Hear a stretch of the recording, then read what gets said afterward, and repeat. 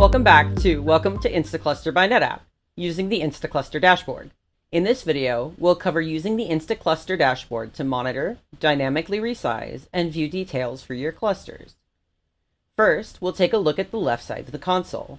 You'll see below the search bar and the Create Cluster button any running clusters you have. Click one of the clusters to show a menu below the cluster name. There's quite a few things you can do here, but for now we'll focus on monitoring, which is the first item. Click the link and the monitoring page will appear in the right pane. From this page, you'll by default see a summary dashboard with CPU percentage, disk percentage, and reads and writes per seconds on these line graphs.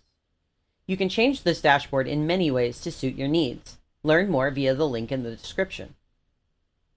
Next, we'll set rules to dynamically resize the cluster. Click the scaling link in the left sidebar under your cluster name. The scaling page will show up on the right pane. Find the data center you want to resize and click it, then click Next. Choose vertical scaling and confirm your node information, then click Next.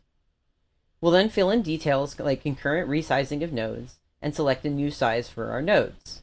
A report showing differences in node size and price will appear. Then we'll hit Next. Finally, we'll see a summary of all changes and costs and a resize button. Once we're ready, as resizes cannot be canceled in most cases, we'll hit Resize. Our final stop is the Details page, which has a good amount of useful information about your cluster, including status, the number of nodes running, and the details of those nodes and their data centers below.